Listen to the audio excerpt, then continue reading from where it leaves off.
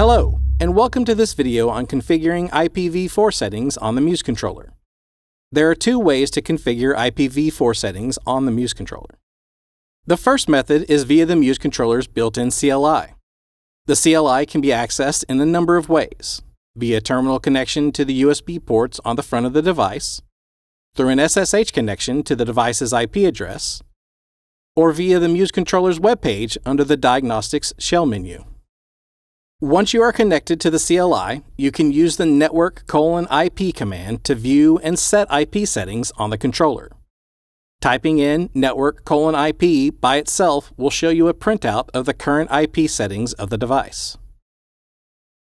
Typing in network:IP with the --help option will list all of the possible configuration options and settings for the network IP command.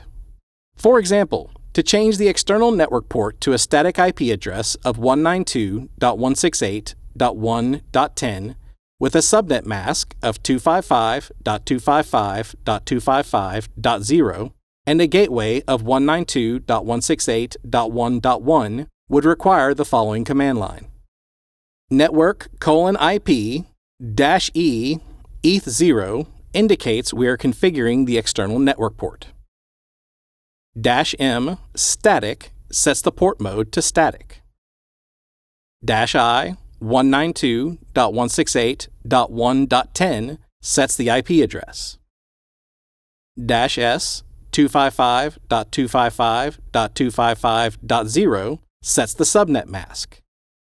And -g 192.168.1.1 sets the gateway.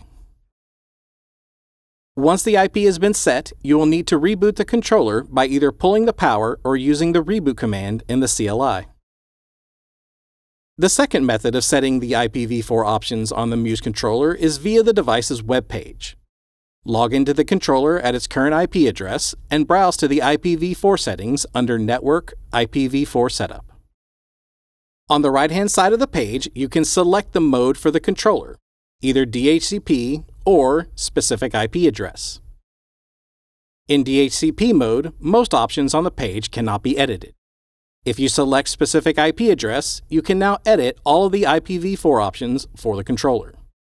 Once you have configured the desired communication settings for the controller, click the Accept button at the bottom right-hand side of the page. Finally, reboot the controller for the settings to be implemented. That's it for this video. For more news and product information, visit us at our website at amx.com. For troubleshooting tips, FAQs, and code examples, visit our Anytime Help Center at help.harmonpro.com.